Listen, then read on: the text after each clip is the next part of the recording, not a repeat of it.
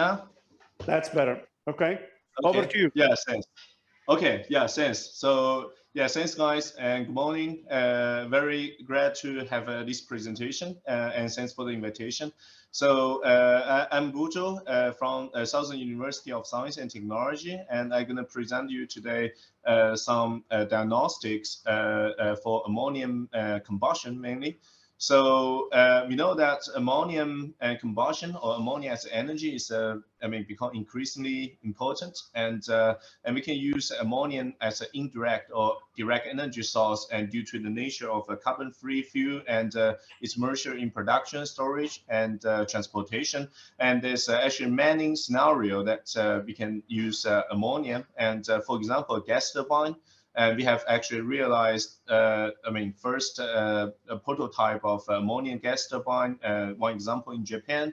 And ammonium is also used in MOCVD for semiconductor manufacture, fuel cells, material synthesis. So there's the tremendous amount of chances for the use of ammonia, and that also call for some fundamental understandings, and which I think the optical diagnostic to play a crucial role in obtaining those. So one of the typical example that we deal with is the direct burning of ammonium, say in gas turbine, so which gonna involve turbulence combustion, and it's also an important pathway to the use of ammonium. So this is an example of gas turbine combustor, and we used to demonstrate that using, say, syngas or methane. In this kind of flow, that's going to involve multiple physical and chemical process. For example, turbulence optimization, transport mixing, and thousands of chemical reactions. So that all coupled together. And beyond that, those processes actually span over a very large space and time scales. The desired quantity that to be included are as follows. So velocity vector, preferably in 3D and with time resolution, and hundreds of species and radicals to comprehend the chemical mechanism and the temperature and mixing, scalar mixing emission fraction, those kind of quantities to be measured in time and in space simultaneously.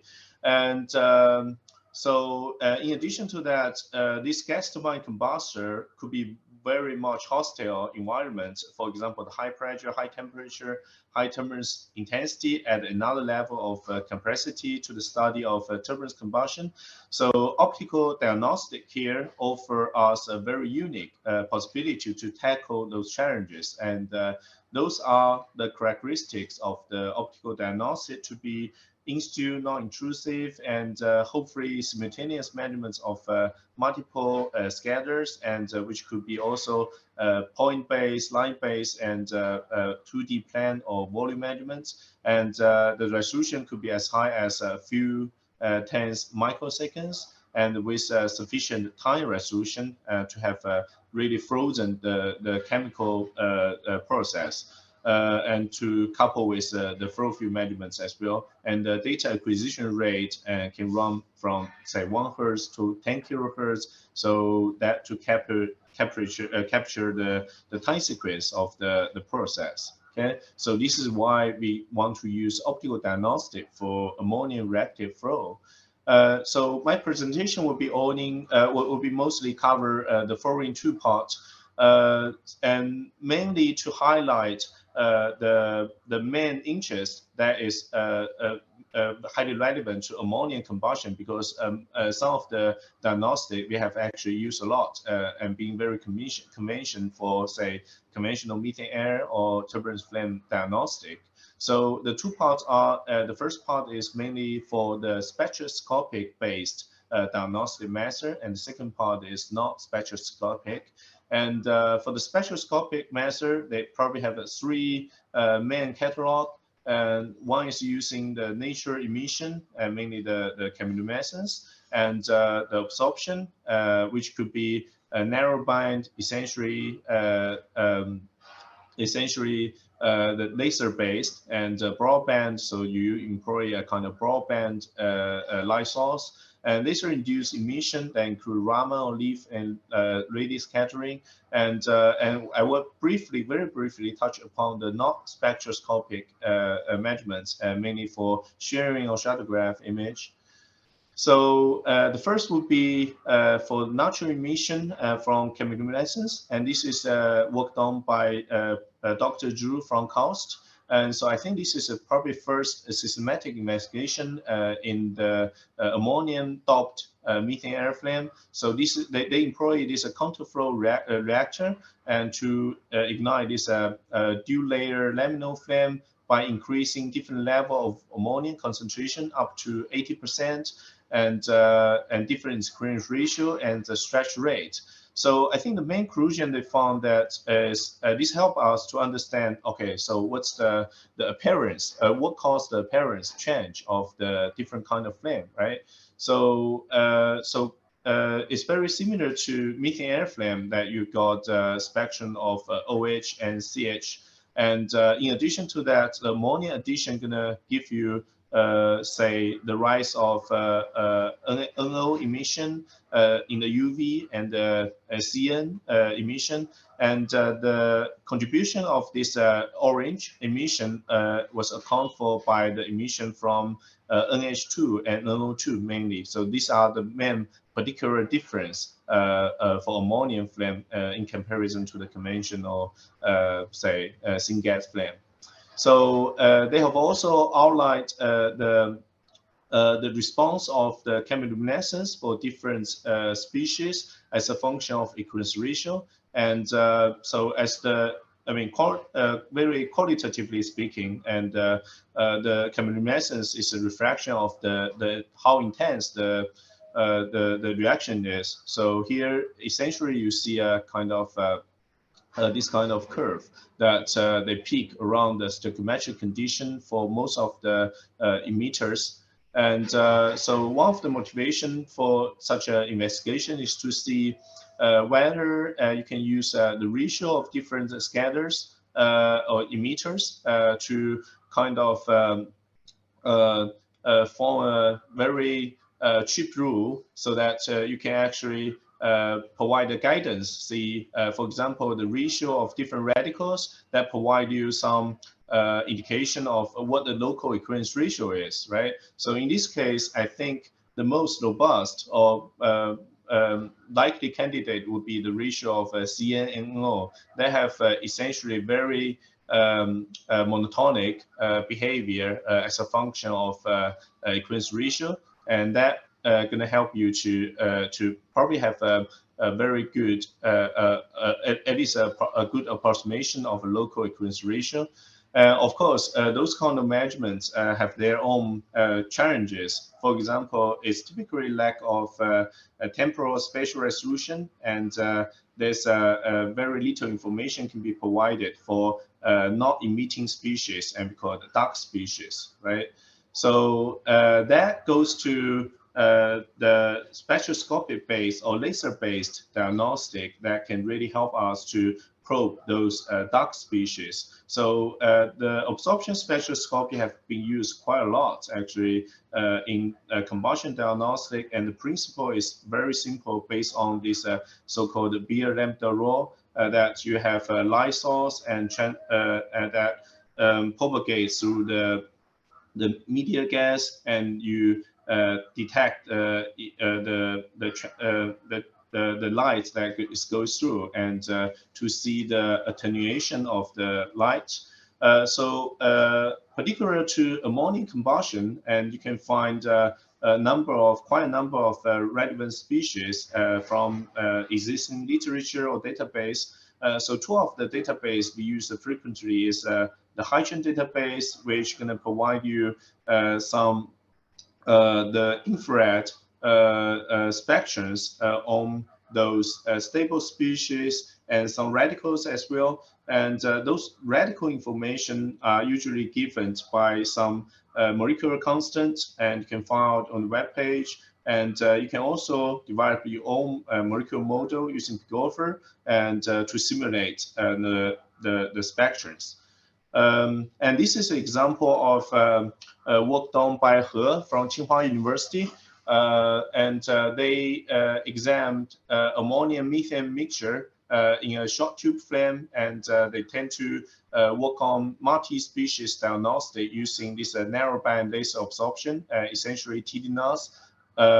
So this is just an example of those species at a different temperature, and you can see that the fingerprint of those species could vary significantly at different temperature. And here they employ a very narrowband laser, so they can, if you zoom in, you can see many individual lines. So by probing those individual fingerprint, and they can actually quantitatively measure those species simultaneously. So this is the example of their experimental setup. So they have employed multiple diode lasers and using the dichroic mirror to combine them and send the light into the shock tube. And this is the real image of their experimental setup, kind of complex. And they work, so that this is their target on the a short tube. Okay, so so this is an example of their results. So here you use frequency modulation, and this is an example of NO spectrum lines. So this is the blue one is their baseline, and they got the absorption upon the tube, upon the shock wave, and they have the emission. And so with the database that we can obtain so far, and they can actually have a very nice fitting on the spectrum lines. So that help them to quantify the species concentration. So this technique is actually a real short technique for chemical kinetic study coupled with a short tube. And so here they have simultaneous measurements of multiple species, and in this case is ammonium, NO, CO2, CO, and water, along with temperature. So those are species that could provide the key information to the validation of chemical kinetics. And that is in the infrared region. We use a narrowband laser. So, and there's another kind of technique that is developed actually quite some years ago, mainly by Israel Open University by Professor Rennikov. And that is actually quite unique. That allowed us to work on the spectrum that is in the visible range. So the way he did it is he actually built up a laser himself, and to pump. So it's essentially a conventional Yak pump dye laser system. So they put their GaN media, and it is actually a dye media in this case, and they build a resonance cavity within there, and they also put their flame. So in this case, it's a flat flame within this cavity. So by doing that, this flame become kind of gain or loss media within the cavity. So the light is going to pass through the cavity thousands or millions of times before they emit into the output coupler and being collected by the spectrum. So this is the experimental setup they built. And so here I just want to highlight that so by using this kind of setup, you will be allowed to work on working the visible spectrum range and have the capability of multiple species detection. Okay, so this is example that they probe this wavelength range or wave number range from 15,000, around 15,000. So they have a simultaneous detection of CN, NH2, CH2, and HNO radicals. And this is a spectrum absorption-based technique, so that you will be able to quantify the species profiles along the height of a burner. So that will be also very useful to validate the kinetic models. And one of the problems for that technique is it's very difficult to find a GaN media that can work in the UV. So, and this is another kind of a broadband absorption spectroscopy that employ UV light source that's a kind of broadband and cover from say 200 nanometer to 300 nanometer. So it's a really broadband UV light source. And you can also see, in addition to this infrared region, and we have also the UV region that could be used for the species detection. So in this case, we have ammonia and water and CO2 that is active, that have absorption in the UV range. So in this example, he actually employed this broadband light source and collimated into a small beam so that you have a good spatial resolution around 0.5 millimeter something, and sent the transmitted light into a high resolution spectrometer. Okay, so this is an example. He measured NH radical at a difference of concentration, and NO and ammonium simultaneously. So this is a bit trickier, that ammonium and NO appeared in the same UV range around 220. So he deployed a fitting scheme so that they can actually extract the concentration of NO and ammonium simultaneously. And in addition to that, you have a well-known OH absorption around 310 nanometers, and also by fitting the well distinct spectrum, and you can get a temperature information simultaneously. So it's worth to mention that this is a time averaged measurement, but the detection limit could be actually as low as on the ppb or ppm level. So that's kind of impressive. And so he worked on a mechanical burner, a flat mechanical burner. So this is the concentration variation of the temperature variation, and along with the concentration variation for ammonium and NH, and validate that using a CFD, employ a different kind of a mechanism to validate the experimental data. Okay, and that is the absorption-based method. So if you're gonna employ more powerful laser, you're gonna have a chance to get a snapshot measurements for the thermal, chemical thermal states. So this is a work done by a group of Gaetano from KAUST. So he is a very much expert working on Raman spectroscopy. So what he did is to employ multiple Nd:arc dye laser, and using a pulse stretcher system to kind of elongate the pulse duration so that you can avoid the single shot breakdown in this case, and then send that to the counterflow burner we have introduced before. And this is a detection system of the Raman spectroscopy. So one of the advantage of the Raman spectroscopy is it's not actually dependent on the excited wavelength. So you can use any wavelength for excitation. And one of the very conventional wavelengths is 332 due to the availability and the power that can be supplied by the laser system.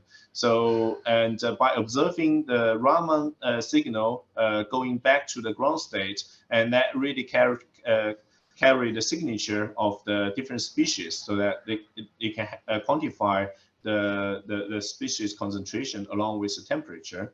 So this is the so-called hybrid method that Gaetano and other co-workers developed to quantify the species concentration in the ammonium containing flame. So essentially, those are the major species that can actually be resolved by Raman single shot. And one of the challenge that is pertain to the Raman spectrum of ammonium flame is they observe a very strong interference, okay, in the reaction zone. So this is a Raman measurement in a laminal flame, premix laminal flame. So this is radial direction, and this is the wavelength direction, and you can see the detection of some key species, major species here. And so this is a kind of highlight the reaction zone where you get a kind of continuous emission as an interference. So, and that really become a challenge for us to quantify the signals in a high accuracy. So Gaetano put more efforts to investigate so the source of the the interference, which was identified to be the emission from the NH2 leaf interference. So what he did is he kind of photo dissociate the ammonium and excite it, followed by the Raman spectrum. So yeah, this is the NH2 spectrum measured by ammonium photolysis, and you can see that that actually collide very well with the emission spectrum when we're doing Raman. So he also plot the joint PDF of the species concentration along with the temperature, and to compare with the different species. And it's identified that it's actually the NH2, which is shown in the black line, that correlate the most well with the numerical simulation. So we can conclude that the NH leaf measurements is the interference is actually the major contributor when we use the 532 in Raman. And he is very actually smart that he also realized that the laser-induced fluorescence intensity is roughly proportional to linearly proportional to the signal level. So yeah, so from there, he actually, in addition to the major species he measured, we can actually additionally quantify the NH2 concentration profile quantitatively in a flame. So, and that is really a development of Raman spectrum for ammonium flame that enable us to have NH2, ammonia, and nitrogen, hydrogen, and oxygen, plus temperature and OH. So those multi-scalar measurements in one snapshot. So then the Raman spectrum mainly give us a one-dimensional snapshot information for the scatter field, and a planar laser-induced fluorescence is also a technique that is complementary to Raman to provide you some radical distribution in at least 2D, right? So those are the this is a table that summarizes several species that can be actually measured by laser-induced fluorescence. And one of the very, I think, beneficial thing for ammonium flame is that, the color here shows that actually the role of different species in terms of within the flame structure. So one of very encouraging thing is in the previous study of, say, methane air flame, it's actually very challenging to measure or to map out the fuel distribution, right? But in ammonium flame, we were actually able to measure the fuel zone all the way through the preheat layer, reaction zone, product zone, and you have their own corresponding markers. So that's very good. And on the other hand, we always want to map out the full flame structure of the for the flame, but at the same time, we have a lot of budget limit. For example, to deal with the signal crosstalk, limit optical access and the species accessible, and also the equipment available, right? So, and this is a work done in my lab. We developed a diagnostic technique that can simultaneously probe 3 scanners, which is the temperature, NH, and ammonium simultaneously. And if you employ another laser system, and you can also detect OH simultaneously. So, and this is an external setup we have done here. So the trick is that when you, so this is an excitation scan over around 305 nanometer. And for ammonium, it's actually a 2-photon leaf process going on here. And for the purple line, it's a NH emission, NH laser-induced fluorescence. And you can find that in this very dense region, and there's a very tiny precise overlap between the NH spectrum and the ammonia spectrum. And so you can, we choose to excite the spectrum at this particular location. So you can excite simultaneously NH and ammonium. And those species are very well separated in the spectrum, emission spectrum. So NH gonna emit, so the excite is 305 and emit at around 310. And ammonia is a 2-photon process, so it's gonna emit in the red. And at the same time, so for this dye system, it's a rhodamine 3G dye system, and it's actually very convenient to deliver around 60 millijoule laser output. And if you're going to perform the reading measurements, it's wavelength dependent to the power of -4. So equivalently, you're going to have around 350 millijoule at the 532 that allowed you to have a rescattering measurement at the same wavelength. So you're going to have these three scattered measures simultaneously. So those are some experimental snapshots for turbulent jet flame. So the motivation of this work is to gain some fundamental understanding of this set of turbulence flame, and have a joint effort to have a well-established database for ammonium-containing flame. So what we plan to do, or what we are doing at this moment, is to have simultaneous PIV and multi-scatter measurements for the flame structure, and a group in TU Darmstadt led by Professor Andreas gonna do some Raman measurements to provide those thermochemical state measurements. And we also going to incorporate some numerical simulation and to have a hopefully to have a fully understanding and comprehensive database for that. So at this moment, we have finished the multi-scatter measurements, and so the experimental database are as follows. So we have kind of fixed the laminar burning velocity, and to have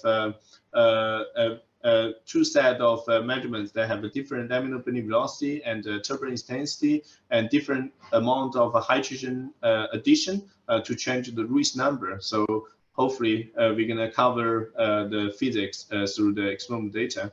And these are more snapshot for the experimental measurements for 40 meters per second and to 80 meters per second jet speed. So you can see that the structure of the turbulence span really changed a lot. And we are still working on the data analysis to quantitatively highlight the difference of the turbulence. Okay. And the other work is done by Dr. Wang, also from KAUST. It's based on the similar idea that to excite the multiple species using a single laser. So it's actually a very similar laser system using a similar dye. So here the trick is that they emit a 303 nanometer laser, and at the same time they couple the dye emission with the fundamental output from the ND-YAG laser to frequency triplet, and to also deliver a 236 nanometer that going to allow you to excite NH as well. So this is an example of a simultaneous NH and NO emission laser-induced fluorescence measurements at elevated pressure. So last but probably not least, and this is a spectroscopy based method, and but it's actually used. It's probably one of the first optical diagnostic that we employed in the combustion community. So and one particular thing here is we developed a high-speed focusing shearing system, and this is actually a design proposed by NASA Langley Research Group.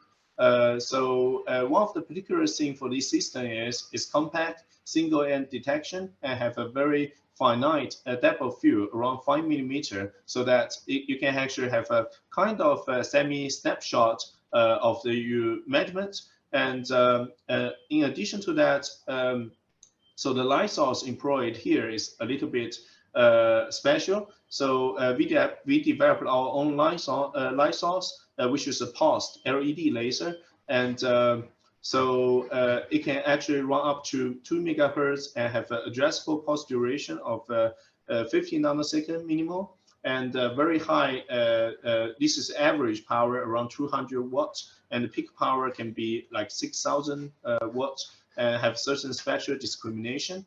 And we have run some measurements in our kind of V-shape or M-shape low swirl flame, and this is the high-speed result. And you can see that the structure and the dynamics of the flame is actually very rich. And by having a small amount of hydrogen addition, and you can find a very dramatic structure change from this V-shaped flame to the M-shaped flame. So we think that this simple diagnostic could really help us to understand the dynamics of the flame as well. So I think my time is kind of ending. Just to quickly summarize the talk.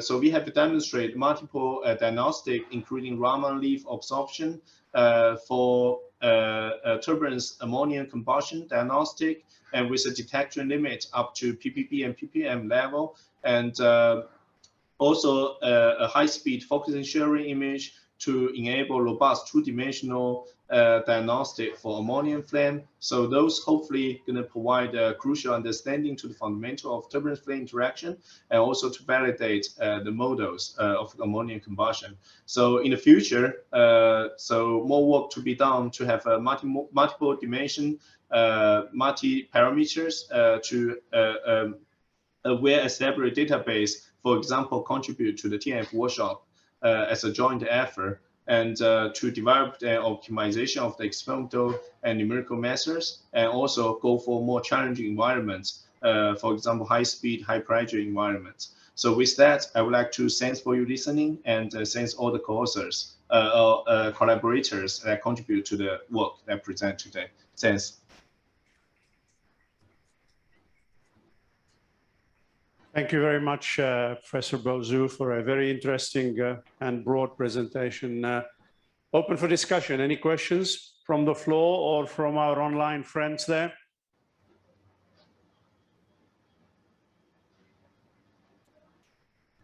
Maybe I'll start. Going back to your first set of slides on the emissions, on the absorption spectroscopy.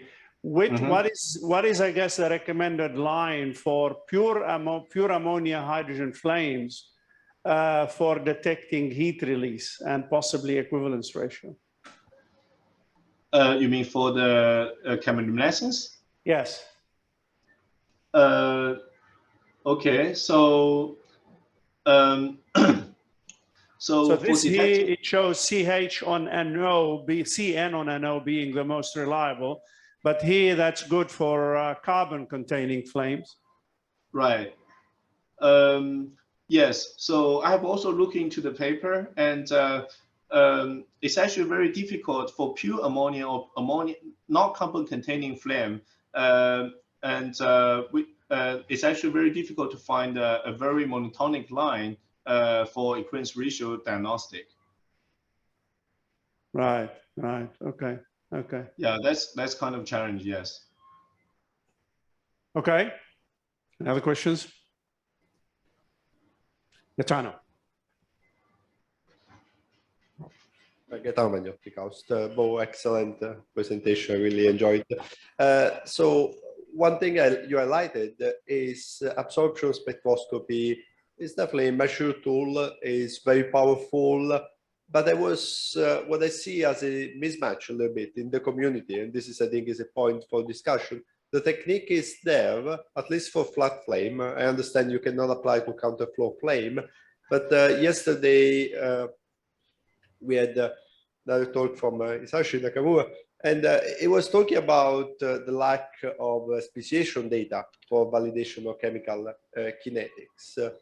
Why do you think there is such a gap, and maybe broadening the discussion here, how this absorption spectroscopy technique should be used more to provide input to the validation of chemical kinetic models, going beyond what is just matching a laminar flame speed initial delay time? That's just a single parameter.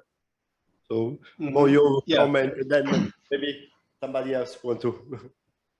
Right. I'm not a kinetic guy, so know very little about kinetics. But for me, I know the two say kind of two parameters of experiments that used for modal validation are, say, laminar burning velocity and auto ignition delay, and so those are the global properties that can used to validate models. Of course, I think, to my understanding, it's actually to a very much less extent that the species profile, say, either in space, in time, for example, from these shock tube measurements. So the species evolution in time, or if you employ a steady flame, like a counterflow flame, the species profile has been used much less to validate the experimental model. I think, yeah, so that actually poses a very much a challenge to the model validation. And to my knowledge, at this moment, I think there's no a single numerical model that can actually duplicate especially the minor species profile well. Thank you. Yeah, so that's to say, yeah, we should use more like absorption diagnostic to validate the model in terms of specification. Thank you. Right. Thanks, Boo. Really enjoyed the presentation. So my question is, with regards to the lift measurements, how important or how challenging is it with regards to, say, for instance, absorption of the laser beam by the ammonia, in that you have progressive absorption of the laser sheet through the column of ammonia? Is that particularly tailored to this flame where you've got a narrow, I guess you could say, relatively small diameter flame? Is this make it more amenable? And the second part of the question is, where are we with regards to quantitative measurements on NH in terms of lift? Is that something that's on the horizon, and how does that compare to, say, laminar flame calculations? Okay, yes. So, yeah, I mean, it's still a work in progress. To answer your first question, that we does not encounter very severe self-absorption by, not self-absorption, laser absorption by ammonia, because first of all, it's a true photon process, and also we have, I mean, in the demonstrated case here, the jet diameter is only 4 millimeters, so the absorption might not be very strong. And we have also make 4 scalar measurements in this V-shape and M-shape ammonia flame, and we do not observe very strong laser attenuation in this case. So, and the diameter of this guy is, I think, 5 centimeter, 2 inch, yeah, something like that. So within this distance, yeah, so laser absorption is not an issue. And in terms of the NH quantification, yeah, so it's also it's always a challenge to quantify the leaf signal. And now at this moment, we are able to quantify ammonia concentration pretty well. And for NH1, that depends on say the local environment and quencher and temperature and so forth. And we don't have those informations. And we are trying to validate the quantification of NH in a well-established laminar flame, but it's still work in progress, and we encounter some particular feature of the laminar ammonia hydrogen flame that kind of deviate its behavior from a very conventional classical flamelet. So that is actually our current difficult to quantify the NH signal. Okay, thank you. Thank you. Any other questions? One more from Gaetano. Another small question. I'm not sure if you have an answer for that, but one of the other species that we really need for ammonia is N2O, and I know it's very difficult to measure. Are you aware of anything going on in that direction other than absorption as some capability for the LIF base or some other approach that is turbulent flames? Oh, so you are talking about instantaneous measurements, right? That's always my wish, but Oh yeah. Oh, I have no clue to this answer. So I know N2O is actually conventional measured by a gas analyzer using a chemical measure. But if you are talking about N2O snapshot measurements, yeah, I haven't looked into that, and I have no idea whether it's accessible by leaf or some other technique. I had no idea. That's why I asked you. But Yeah, We yeah, knew yeah. there was But no answer to the question. well, I would never know. There might be some. Absolutely. Okay. okay. Good. So we're close to time. Maybe Anna, final burning. Anything from the online, Gaetano? No. Before we close. I don't see anything. Anything from the floor before we close?